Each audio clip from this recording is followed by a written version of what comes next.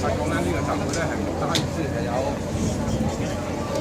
居澳洲嘅香港人啊，都係支持嘅。我哋咧係響應大會嘅要求，我哋都係大部分係出咗。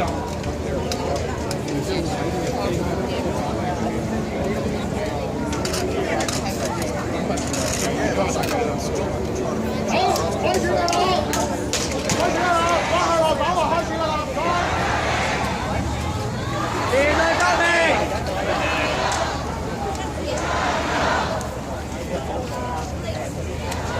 Hey everyone, can everyone hear me? Yeah. People in the back, can you hear me? Alright, if you can't hear me at the back, move up, move forwards if you can, if there's space. 後面聽唔到嘅人唔該向前啦。揾人控個字。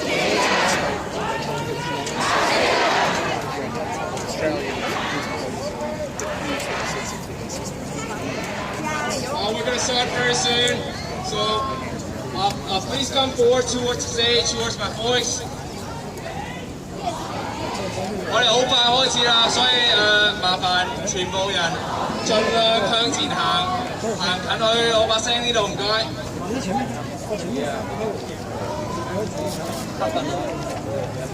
可唔可以再企？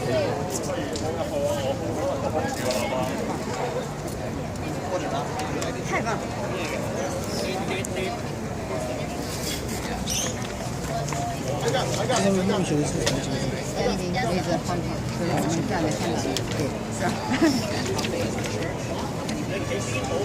绝对不站着，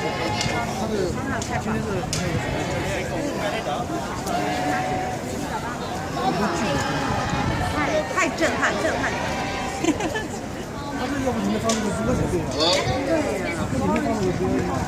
Alright, good day everyone.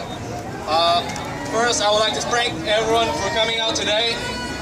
And before I start the day, I would like to first acknowledge the Gadigal people of the Eora Nation, the traditional custodians of this land, and pay my respects to the elders both past, present, and emerging. First, I would like to thank everyone for coming out today. And taking your time out and coming out today. Today we stand alongside our brothers and sisters across the world, not just in Hong Kong, not just in China, in our fight against totalitarianism. Our brothers and sisters in Hong Kong have been engaged in our fight for the promised freedoms and democracy continuously for over 3 months now. This started popularly as an opposition to the extradition bill. But make no mistake, although the bill has been, the chief executive has made the motion to withdraw the bill, this was never just about the bill, and it will never end with just the bill. The erosion of Hong Kong's autonomy started long before the introduction of the extradition bill. All the way back in 2003, just 6 years after the 1997 handover, the Chinese government have instructed the Hong Kong government to pass Article 23, an amendment of the basic law, which is basically the Constitution of Hong Kong, which would introduce the Chinese Communist Party's anti-subversion laws into Hong Kong, which would criminalize any act, not just violent acts, any speech perceived to be a threat to the CCP. This could include mere discussions of dissent towards the CCP. It was only thanks to the 500,000 people who took to the streets to oppose the bill that it wasn't passed, that our freedoms weren't taken away. But since then, there have been a push by the CCP to reintroduce the bill as recently as 2018. On one hand, the CCP states it will always respect the one country, two systems agreement. On the other hand, you also have the Chinese state spokesperson saying that the Sino-British Joint Declaration, the Hanover Agreement, was a historical document, no longer has any practical significance. And it is not at all binding for the central government's management over Hong Kong. They basically null and voided the agreement that they themselves promised to uphold. It shows you the deceitful nature of totalitarian regimes. Regimes that have no respect for the international order. no honor to uphold the commitments they made, not just to other countries, but to their own people. And that is why the people of Hong Kong have taken to the streets to fight this oppressive and overreaching regime. As crowds of 1 million, 1.7 million, and 2 million took their streets, over a quarter of Hong Kong's population. Even the most peaceful protests and gatherings have been met with extreme use of force by the police. This use of force is prejudiced. Unarmed protesters are arrested and literally beaten into submission, even after they have surrendered and have been cuffed. Tear gas, beanbag rounds, and rubber bullets are aimed directly at their heads, despite clear warning from manufacturers not to do so. Protesters are dehumanized and labeled by so-called professional police forces as cockroaches. An unarmed protester trying to protect the youth was repeatedly kicked as he laid on the ground, dismissed by the police as a so-called yellow object because of the vest he was wearing. It was an object. While pro-government individuals chasing down and beating protesters and train passengers, just passerbys, weren't even a part of the protests. They were let to go. They were openly displaying weapons in front of the police without repercussions. Given ample time to leave, the police and these slugs are seen with their arms around each other's shoulders, walking away. Individuals who assault the press right in front of the police are gently arrested, not slammed to the ground, their arms not bent until their joints shatter, their hands not stomped on, and their heads not beaten to a bloody mess. It is only after 3 months that the bill was formally withdrawn, only one of the 5 demands. And Carrie Lam still refuses to set up a new independent inquiry into police use of force, adding only 2 new members to the so-called Independent Police Complaints Commission. The vice chairman of this commission have stated that riot police shouldn't have to display their ID numbers on duty, saying that, and I quote, "Why should they tell people who they are or what they are doing? To allow people to make a complaint against the behavior, whether it's reasonable or not." That is the vice chairman of a so-called independent police inquiry. With these lackluster, too little, too late responses, the fight rages on. And may we continue to fight to signal to tyrants around the world that we will not bend to fear, that we will not break. We will fight for democracy, and we will fight for a government that will be responsible to the people and no one else. We will fight until all 5 of the demands are met, not one less. We will not be divided, and we will not compromise. We will fight at the forefront of a battle against tyranny and totalitarianism, against fear itself, to show solidarity and be a beacon of hope to our freedom-loving brothers and sisters in mainland China, in Xinjiang, around the world, that we stand with them, that freedom never dies. Thank you.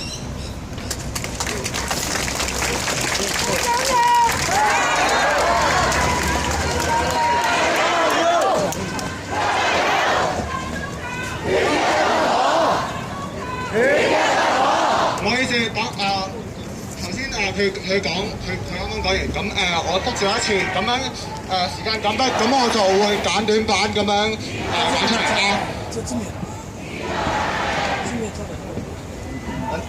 唔該，嗰邊靜一靜，唔該。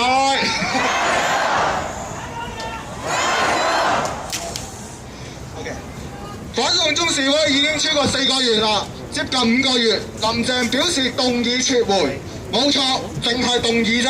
示威亦都變成一個對抗極權嘅運動，點解啊？因為我哋揭露咗香港政府同香港警隊腐敗無能嘅一面，我哋揭露咗究竟中國政府對香港政府有幾多控制，我哋揭露咗中國政府點樣無視當年嘅一國兩制、港人自治嘅承諾。呢一刻，雖然我哋受挫、受侮辱，甚至香港嘅兄弟受到香港警隊嘅草菅人命。但係爭取民主嘅信念，令我哋可以繼續一齊戰鬥落去，一齊爭取落去，一齊為民主挺身而出。因為我哋知道，總有一日我哋會得到真真正正嘅民主。喺幾日前，我哋嘅敵人香港警察喺記者會上面公然話我哋係一個 yellow object。呢個舉動同當年二戰時候納粹對猶太人所做嘅稱呼一模一樣，將人類潛移默化成為死物，貶低人喺佢哋眼中嘅地位，令佢哋可以更加肆無忌憚咁樣對香港人做出更加過分嘅事。香港人，我哋已經喺戰爭之中，我哋清楚孤身作戰係唔會成功嘅，所以我哋更加要團結一致，不分化、不割席，好唔好？好！恐懼往往都係政府終極嘅武器。我哋香港人面對催淚彈、布袋彈、橡膠子彈、水炮車，從未退縮過。希望香港人可以一直抗爭，直到我哋呢一場戰爭勝利。面對香港政府、中共政府，我哋唔會退縮，亦都唔會放棄。同時，亦都希望澳洲人可以一直支持我哋。因為我哋所爭取嘅已經唔係撤回條例，我哋爭取緊嘅係從一個極權政府手下逃走出嚟。我哋爭取緊嘅係唔可以再俾一個極權主義有機會再侵害到我哋嘅民主。我希望香港成為一個自由而且民主嘅地方，一個為人民奉獻嘅地方，一個唔會因為政府而恐懼嘅地方。如果我哋今場仗輸咗，我哋作為第一條防守民主同埋自由嘅防線就會崩潰，中國會更加肆無忌憚咁樣以其他方法侵蝕其他國家，就同當年二戰一樣。香港人，我哋已經冇得再輸㗎啦，要贏一齊贏，好唔好？所以我強烈要求澳洲可以企起身，對極權主義作家說不，向中國說不。Fight for freedom! Fight for freedom! Stand with Congo! Fight for freedom! 香港人加油！香港人加油！香港人加油！香港人加油！香港人加油！香港人加油！最後，我想對所有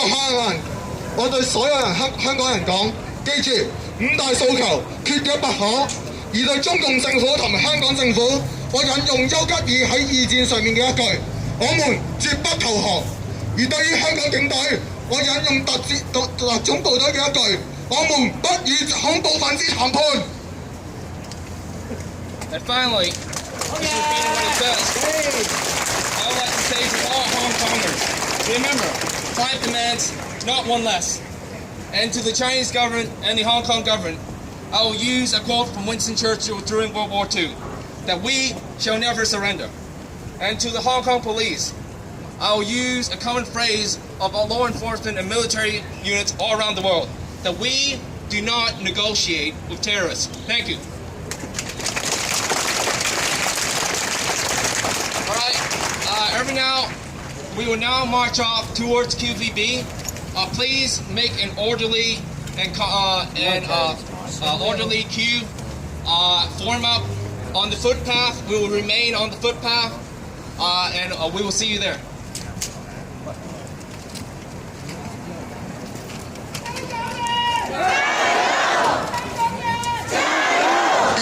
我哋而家會由呢度出發，行去 QVB。大家麻煩跟住大隊，唔該晒。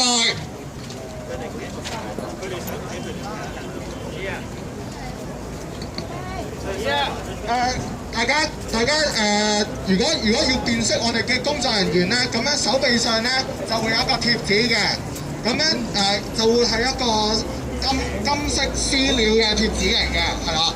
絲料啊？係啊，絲料嘅貼紙啊。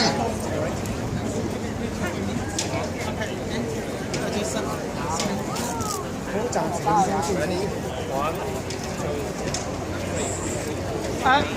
Several teachers.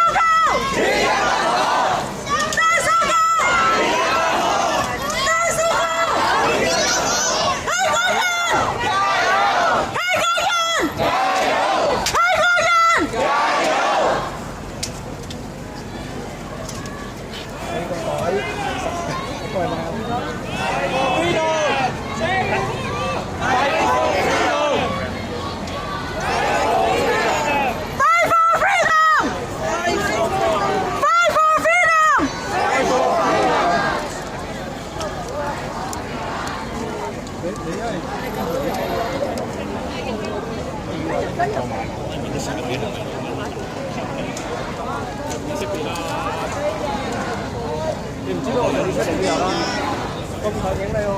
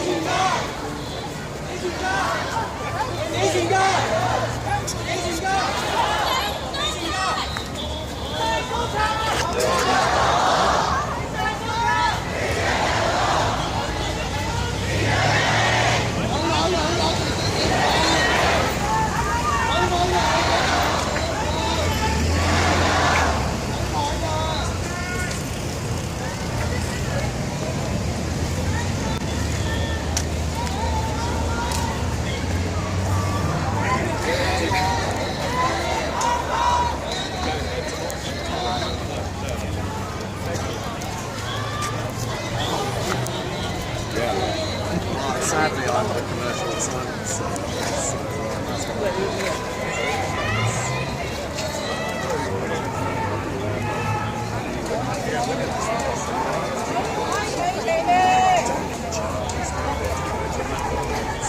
being chucked out of the A. It's so lovely to see.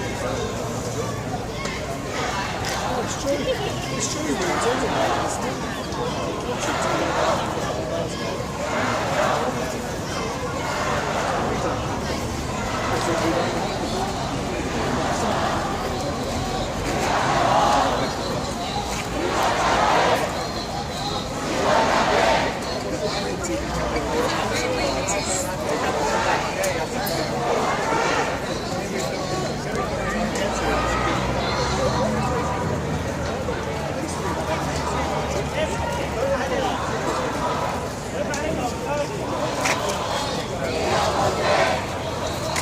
Yeah.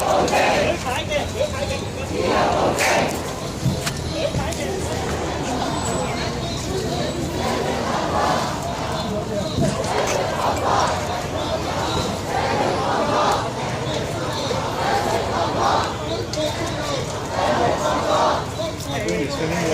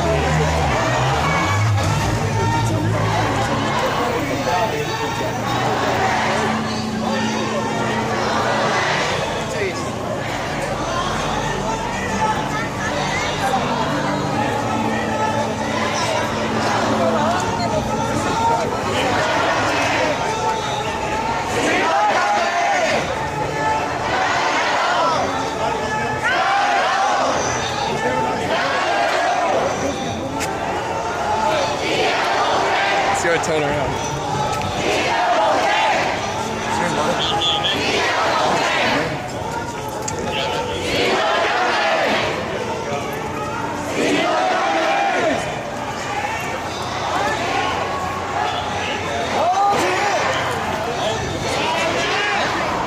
These things.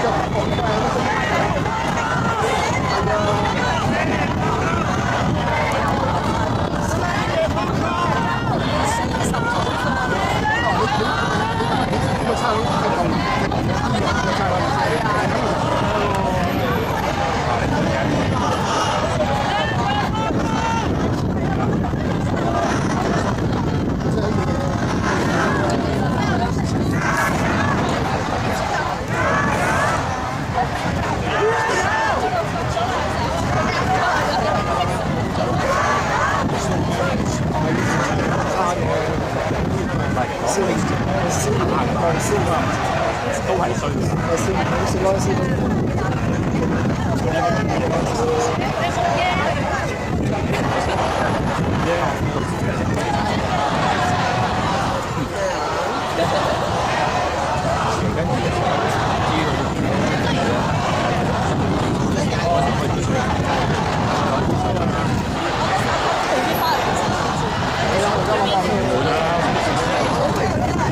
我反應都唔同埋佢講，佢對解釋有幾低嘅新聞。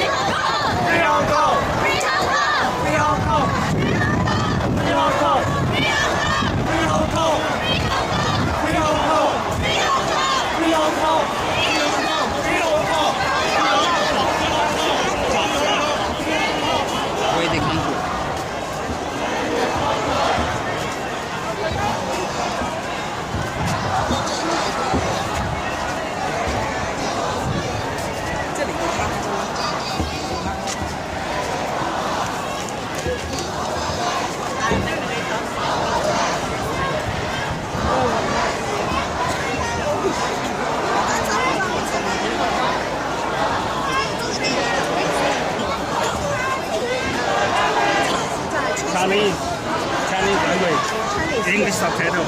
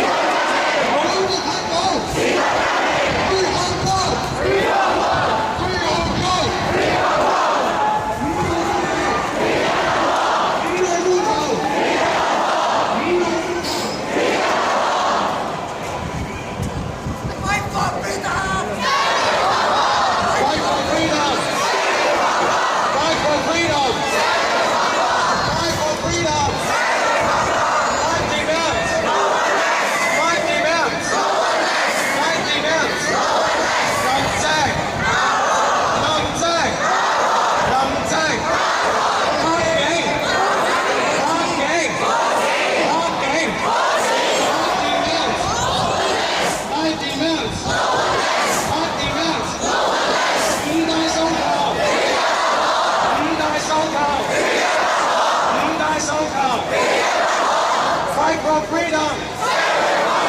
Fight for freedom! Fight for freedom!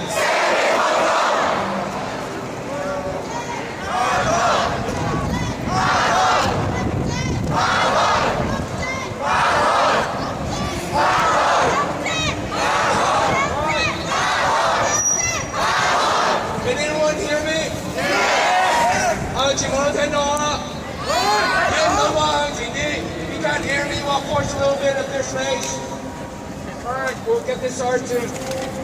All right, now, thank you again for everyone coming out here today. Now we have a few things to address. Everyone sing along and listen to the song first.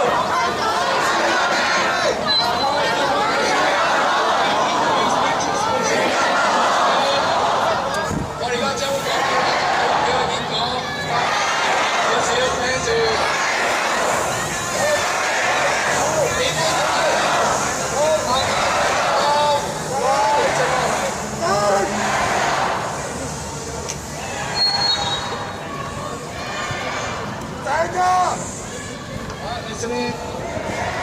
All right. First up, again, I'd like to thank everyone here for marching with us today under the sea.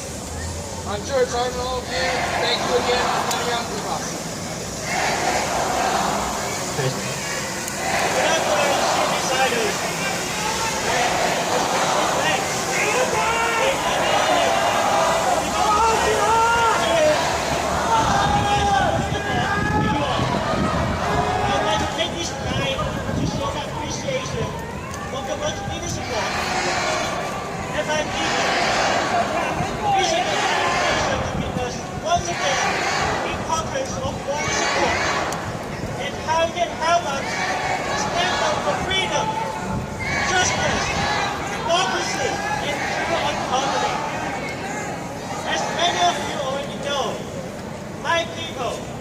We Hong Kongers have long been under the continued intimidation of one country.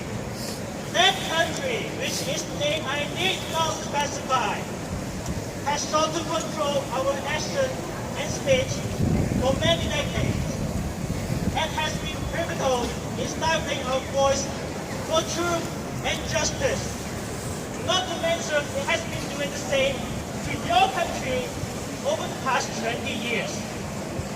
Fear is their weapon. You might wonder, why am I wearing a mask? Why are we trying to hide our identity? That is because of the violent spread we are currently facing right now here in Australia, in Sydney. Yet under these dire circumstances, we have been making every effort to stand up for the values that we hold dearer than life, and to fight back against this unwarranted oppression. Due to the domineering cloud of that country, we Hong Kongers have been able to make very little progress in freeing ourselves from the control who seem to be in command of us at any cost. And this has been going on for a long time now. In our fight, we have actively sought support, yet our oppressors continue to threaten those who will support us with their might. Fear plays on the minds of people, and those who would otherwise speak for us find themselves intimidated in the face of fear. However, in spite of such difficult situations, we have found support, and from among you, among our lovely Australian friends, for your support in our continued struggle for the right of humanity.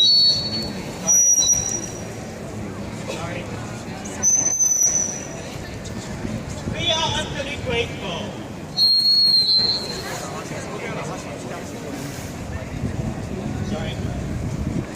truly appreciate the understanding you have shown towards us. But now Australians, we might not find the courage to continue our strive for expressing ourselves through free speech and the right to democracy. We sincerely hope that we shall continue to receive your support now and in the future. We never intended to bring troubles to Australians. Yet troubles have already been withdrawn. Tens of hundreds of Australians are being threatened by violence just because they supported us. Just because they tried to exercise their right to free speech on Australian soil. For that we owe you an apology. Now let me ask one thing to you all. Why do we stand with each other, even in the face of such strong opposition? I believe the answer lies in our shared values. Surprisingly, these are not values that should be specific only to you or me. No, these values are not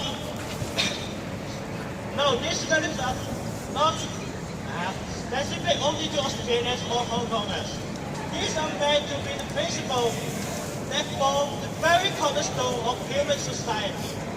Freedom of speech and thought, the right to democracy and human decency. These are elements that cannot and should not be denied to any people on the planet. I would like to conclude by once again expressing my heartfelt thanks to you all for supporting us. These are trying times, but I really hope that both our people can be companions in this journey for humanity. Thank you all. Have a great afternoon.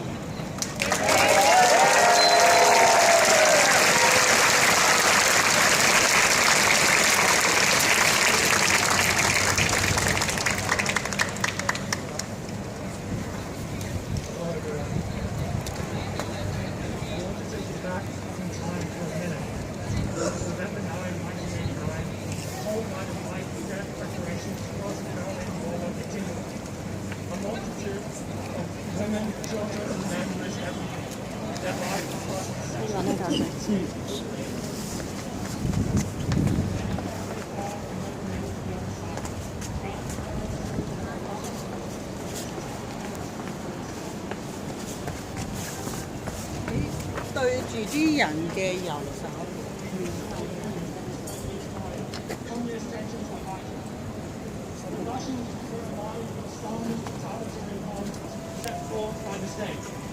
Stalin ruled by terror and with a totalitarian grip in order to eliminate anyone who might oppose him. He expanded the powers of the secret police, encouraged citizens to spy on one another, and had tens of millions of people killed or sent to the gulag system. After World War II, Russia's ideological framework of repression was to create a whole new world order. The Russians, through Marxist and Leninist thought, were preparing to establish their government over Europe. Russia was imperializing and colonizing neighboring states and ethnicities. Slowly but surely, parts of Europe were taken by the Russians, annexing squares while simultaneously controlling the media, crushing freedoms of assembly, speech, and thought, restricting basic movements, and jailing particular minorities, all to achieve the communist utopia and an economic powerhouse. Does this sound similar? But on November 10, 1989, at the wall, the guards were overrun. The Soviet leaders before had resigned. The people were deciding their fate. The government was crumbling, and society, as we know it, restored their freedom from the totalitarian evils of a centralized government. President Reagan of the United States, along with the Allied pressure and the will and struggle of the people, opted to change their future. By 1991, the Soviets were taken to their knees, and the Cold War was won, and the people of Europe were liberated once again. In the background, there were other people who paid close attention to this. In East Asia, they drew different lessons from this ordeal. The Chinese Politburo, which were created, funded, and trained by Russian government leaders in the early 20th century, were forming a plan similar in every which way to Russia's pursuance of utopian totalitarianism. But one thing they understood for certain was to never repeat the mistakes of the Soviet Union's mismanagement. No, they were destined to do anything and everything possible for the power they stole from the tens of millions of corpses that lay at the center of the Communist Party of China policies. From 1989 to 2019, China has strategized and learned deeply from the events around the world. The outcome, to become masters of communism and totalitarianism, while utilizing and taking advantage of the compounding results of pure Western capitalism. The destruction of the Berlin Wall and the collapse of the repressive Soviet Union was studied to the point of fluency by no other than the leader of China, the Secretary General of the Communist Party, and the Chairman of the Military Commission, Xi Jinping. A studious leader but a flawed economic commander has driven China further to economic and social restraint. What we have allowed to develop for the past 25 years is the most significant danger to the prosperity and peace that has ever been created. Who created and who profited from it? This is not about the Chinese people. I have traveled all over China. I have been to first, second, third tier cities. I have connected with farmers, construction workers, and the elite men and women that work the floors of Shanghai Tower. The Chinese people are some of the greatest people that our time has ever met. This is about a extremist military group of 1,000 that are loyal employees of the CCP and most importantly to Emperor Xi Jinping. Xi gave a speech that laid out the China Dream in 2013. Xi's address is, I might say, one of the most important speeches of this century. He lays out in quite a bit of detail the Chinese strategy of world domination. This starts with East Asia, expands to South China Sea, then ultimately the control of the Pacific. The Europe-Asian domain, Belt and Road, right through sub-Saharan Africa, South America, and then back around. China at the center of that. Xi lays this out in excellent detail. His view on globalization and China's part is to rule the world with trading ports, logistical networks, and information gateways. There is no compromise to this. We are at war. The Chinese Communist Party has been silently at war with us for the past 30 years. In 2015, Xi Jinping stood next to President Barack Obama in the Rose Gardens of the White House and stated on live television that he was not militarizing the South China Sea. Fast forward to today, any traffic that is not a shipping vessel is intimidated, shot at, crashed into, and forced out by the Chinese military. The Parcel Islands and islands surrounding are equipped with missile systems, air bases, radar, and military personnel. This has all been documented, and what did the Chinese government justify this with? A 1949 maps that claims this enormous area to be sovereign and sole property to China. This is what they do. But this is completely in contradiction to a map drawn 100 years later by the Qing dynasty that only includes Taiwan and Hong Kong in its shores. As Sun Tzu briefly put it, all welfare is based on deception. And that was what Xi Jinping distinctly followed that day in the United States, on the soil of freedom. This is China's grand strategy, concocted in the northern Chinese seaside resort of Beidaihe. Silence until full control, then no control by the people, and complete control by the party state. See, according to China, China has never done anything wrong. All the publications and leaders understand what's going on in China.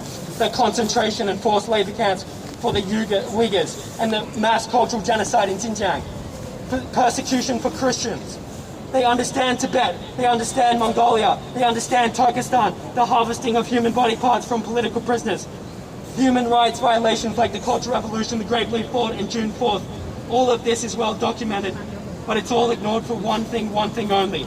Chinese monopoly money and Chinese power. Imagine a world where China surpasses the United States. In China, 500 to 1,000 intellectuals, leaders of the military, business leaders, members of the party, per week commit suicide, fall off buildings, become missing, put in Tilin Chow for life. In 2017, the chairman of Angbang Insurance, Wu Xiaohui, one of China's biggest insurance firms, gets handed 18 years of hard labor. The chairman of H&A Group, the largest financial company in the world, falls off a 1-meter wall in France, dead. #1 actress in China, missing for 4 months for tax evasion. Head of state security in Macau gets depressed and falls off a tall building. Professor Guo Chuan wrote an open letter to the Chinese Communist leader Hu Jintao and Wu Bangguo, calling for a democratic government based on a multi-party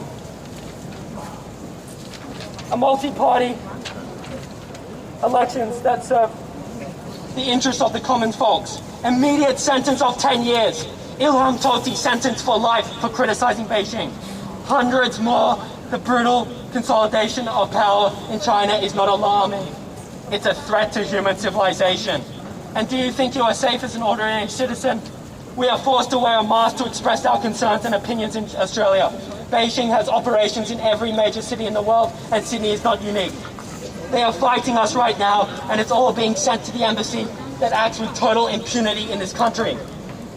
A mask off, and you subject yourself to political crimes on the mainland. The hand of Beijing and all communist regimes prior has always been to silence, kill, oppress critics of the totalitarian regime. There is quite importantly a sea change on China's actions. Hate Trump all you want. Trump has forced a spotlight on China like no other world leader. China's silent rise to totalitarian society has been awakened. These Chinese mainland students, the anti-protesters who ironically seize all the gifts of freedom in the West, take advantage of our system and try to drown us in support of totalitarian Beijing. Insecure about their identity, insecure about their country, insecure about their leader, as soon as the Lenin Wall rises, that peaceful wall of opinion posters on the streets and at our university campuses, the useful idiots are outside crushing our freedom to speak, blindly following their leader. As soon as we exercise our right to speak, we are strangled by their dictatorial response from nowhere else but Beijing. Because they are hurt. They are hurt that Xi Jinping and his criminal mob, who were unelected in 1949 and who are full above the law in every action they take, are simply not respected. The Chinese party cannot buy our respect. This insecurity is a cancer to the free developed world, and it's a product of constant propaganda. Hypersensitivity to criticism. This is not nationalism. This is a deep-rooted fundamentalist religion. China is not just a country, it's an ideology now, a cult. The Chinese state is expert nothing but anti-Western values and pro-Beijing rhetoric.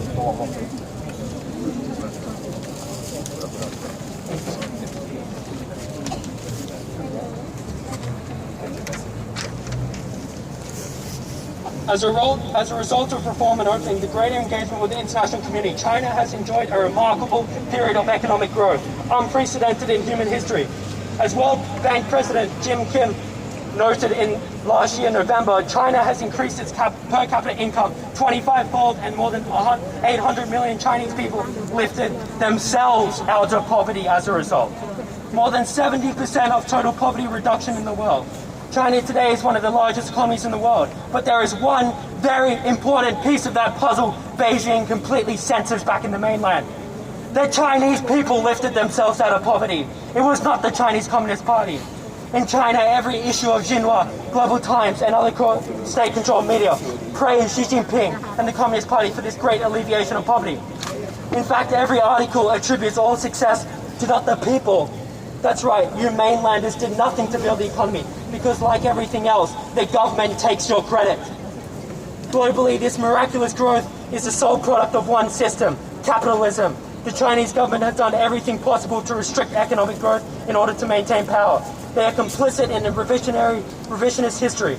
A world run by China is a world of fabrication, lies, and corruption unaccounted, unchecked and accompanied with complete impunity to enrich particular members belong to the party.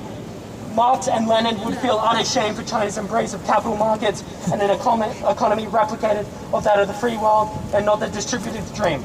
The CCP says without their leadership, China would not be as prosperous as it is today. If that's true, why are people in Taiwan and Hong Kong richer per capita than Chinese people on the mainland? Why is Taiwan among the freest countries and China one of the least?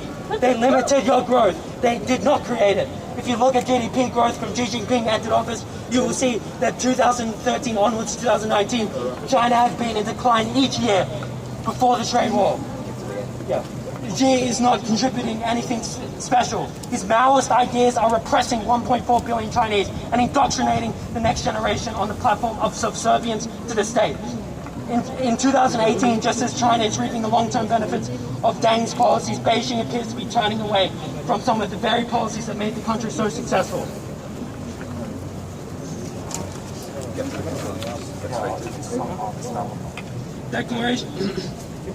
In fact, Xi Jinping gave a speech in Ningde, Fujian province, at a work conference on media issues in May 1989, whereby Xi said, "This kind of big democracy is not in accord with science, not in accord with the rule of law, but is instead in accord with superstition, in accord with stupidity, and the result of major chaos."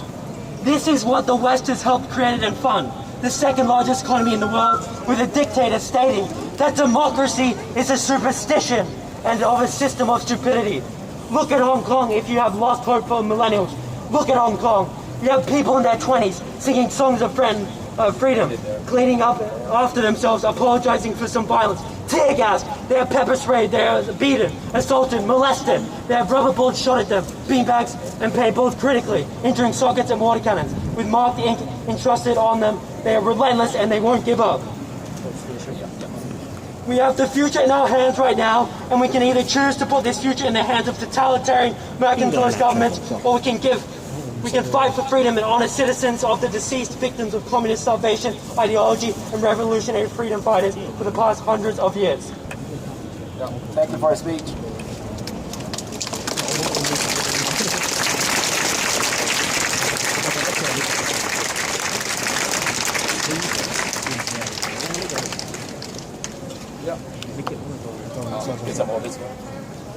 Up. All right, can everyone hear me? Everyone hear me in the back? Yeah. All right, hold me 10 down. Oh, I'm going. Oh. All right, first up, again, I have to do this many times. I would like to thank everyone, and I do mean everyone, for coming out today to join us in our fight against totalitarianism. All right, I know some of you may not agree with us completely, but at least I would like to thank you for coming out today to listen to us, even if you don't agree with us. That is the beauty of democracy, that we can discuss and debate about the future, about our shared future, and strive towards a better common future. Again, here, hundreds here, maybe 1,000.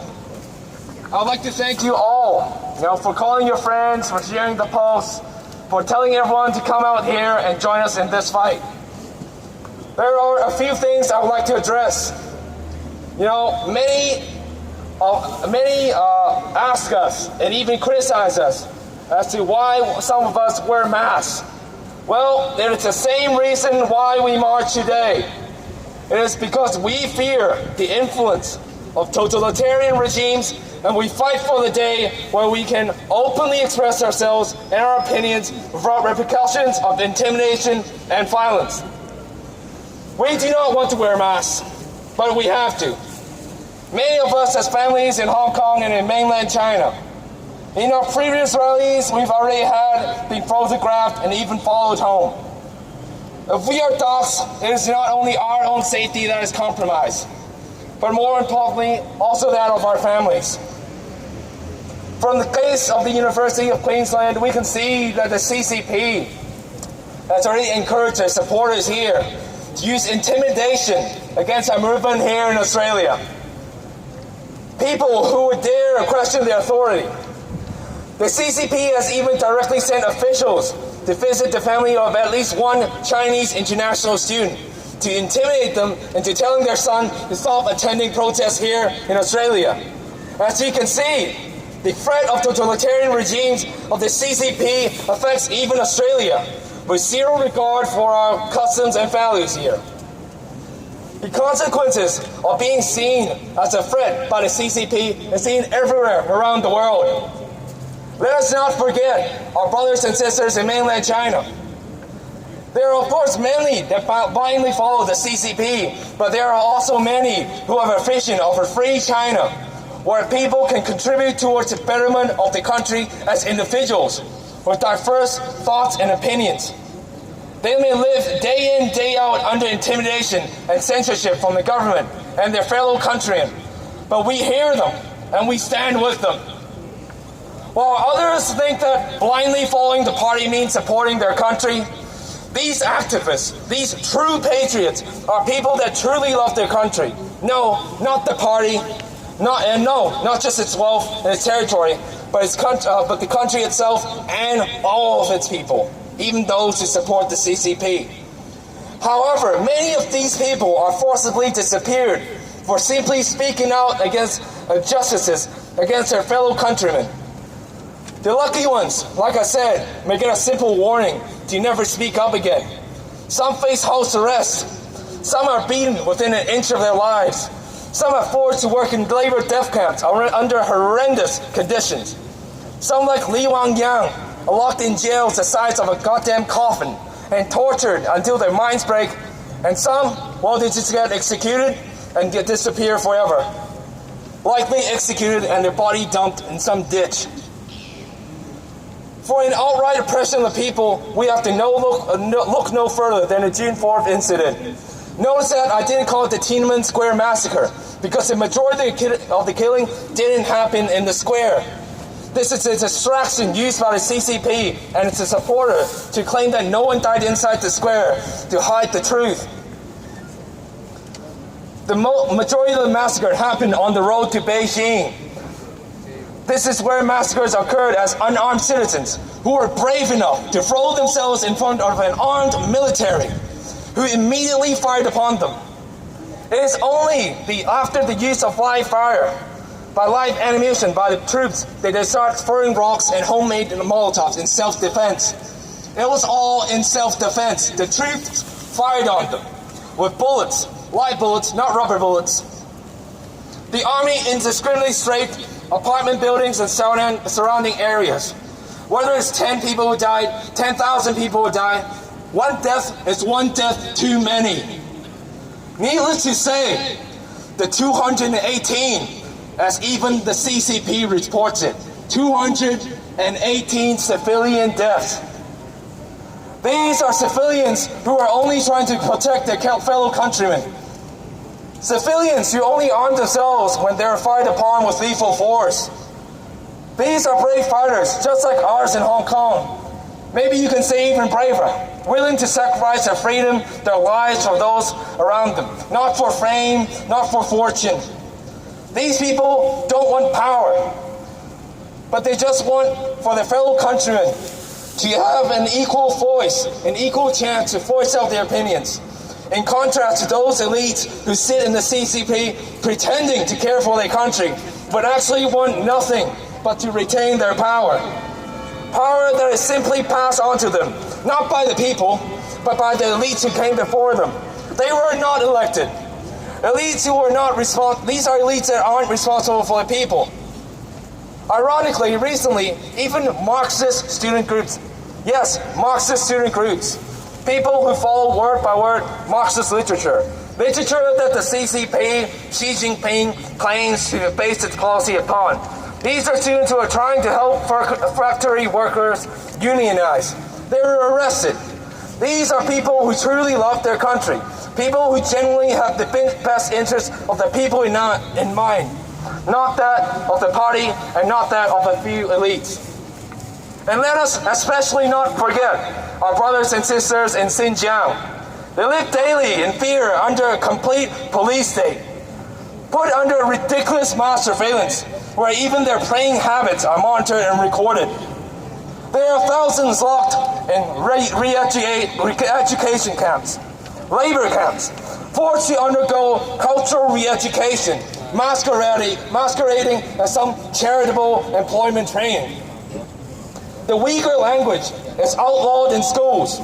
Uyghur children are forcibly educated in Mandarin instead of their native Uyghur language in schools. Make no mistake, this is cultural genocide. Their cultural identity is seen as a threat and is erased to pacify them, to make them perfect candidates for subjugation.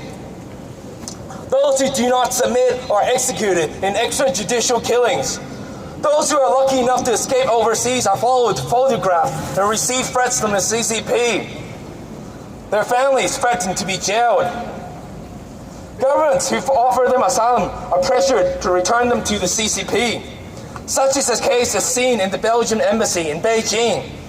They were successfully pressured by Beijing to hand over the family of a Uyghur asylum seeker in Belgium. And that family has never been heard from ever since. They're gone. According to the CCP's rhetoric, Xinjiang is a part of their territory. That means that the Uyghur are a part of the Chinese people. And Uyghur culture is a part of Chinese culture. If that is the case, then why is the CCP persecuting its own people? Why is it attempting to erase its own culture? Well, we have seen that they're willing to do that all the way back in the Cultural Revolution, the purgings, under Mao. Again, we see here the disingenuous rhetoric of a regime that cares more about retaining control and the welfare of the elites rather than the general populace. More importantly, we see how far the CCP is willing to go to intimidate dissidents who have fled overseas with zero respect for international sovereignty, openly threatening other countries' citizens. An outrageous example of this is the disruption of a French academic-led event in Brussels, in Belgium, in support of Uyghurs by these people were individuals identified by police as consular staff. Yes, the CCP sent official consular staff to disrupt events that were supporting the Uyghur all the way in Belgium. But today, here we stand and we say no to the CCP's intimidation. And to the people of Xinjiang, we hear you and we stand in solidarity with you. Before I end the speech, let me clarify a few things. And this is also to address all the critics out there that use the latest counter-argument of whataboutism. I trust you've all heard it. You know, something's bad you say something's bad in China, and they say, oh, but what about the US? What about Western imperialism? We've all heard those stupid arguments. It's idiotic to say confronting Chinese imperialism means we tolerate or support other forms of imperialism. Being critical of the CCP doesn't mean we agree with everything other critics of the CCP says. That's lazy strawman. I say, even in democracies, we should never grow complacent. No country is perfect, and no government should ever be blindly trusted. We have to look no further than our neighbor Indonesia, the third largest democracy in the world, to see that freedom can come under threat, even in democracies. The people have remained vigilant, and they have rose up against proposals of draconian laws, including the outlawing of insults towards the president. This will threaten not just modern social values, but more importantly, Indonesia's democratic integrity itself. We must remain vigilant and confront threats to democracy at every corner, even at home, even here in the free world. If you see injustice, if you see the government or anyone, and I do mean anyone, exploiting and threatening the freedoms of democracy, rise up. Make your voices be heard. We all have the responsibility to fully exercise our rights as free citizens to stand against injustice, to stand against oppression, here, there, and everywhere and anywhere in the world. Democracy isn't perfect.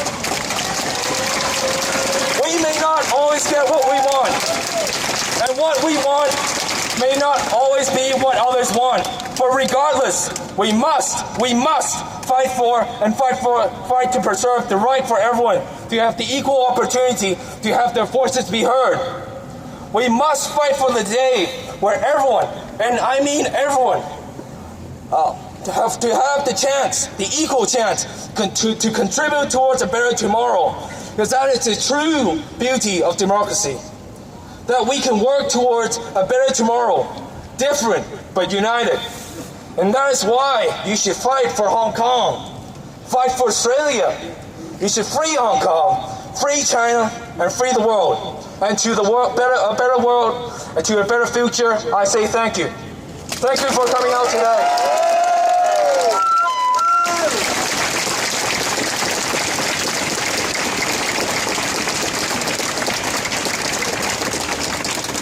I get it. In the end, I would like to thank you all. I have to say this so many times. I'm sure you're sick of it. I'd like to thank everyone for coming out here today. I'd like to thank everyone for coming out today.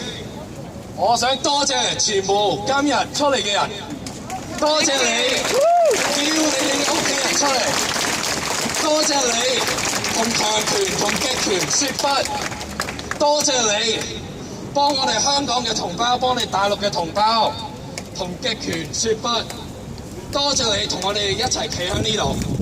我哋要嘅係民主。香港人記住5大訴求，缺一不可。5 demands， 5大訴求，缺一不可。Free Hong Kong，Free Hong Kong，Free Hong Kong，Stand with Hong Kong，Fight for democracy。Again, thank you everyone for coming out today. We will now proceed with chants. We'll sing some songs. We have the event up until 4, I believe. We have 20 minutes. 我哋仲有20分鐘，我哋嗌下口號，俾全悉尼人嘅知道，我哋有幾強大，知唔知 ？Let's show everyone in Sydney how strong we are together. Let's show people in Hong Kong and around the world that we stand with them. Join me. Stand with Hong Kong. Fight for freedom. Stand with Hong Kong. Fight for freedom. Stand with Hong Kong. Fight for freedom. Free Hong Kong. Free Hong Kong. Free Hong Kong. Free Hong Kong. 5 demands. 5大訴求。香港人。香港人。香港人。光復香港。光復香港。時代革命。光復香港。時代革命。光復香港。時代革命。Stand with Hong Kong. Fight for freedom.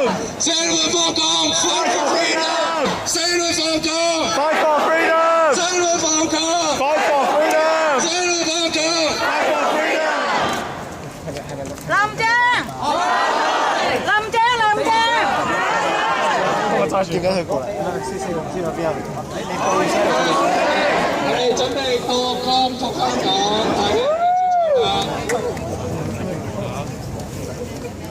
大家支持啦！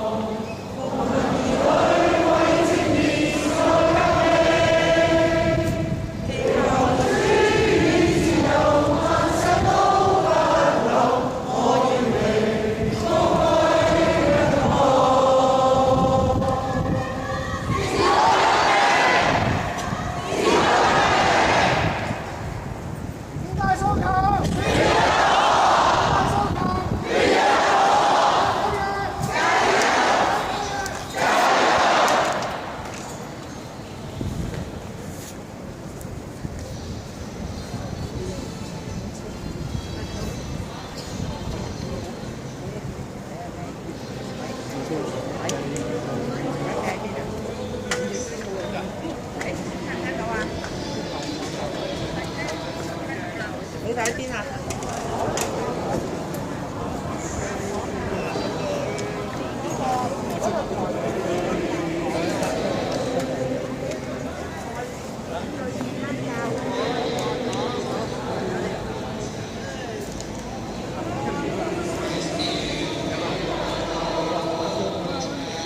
好。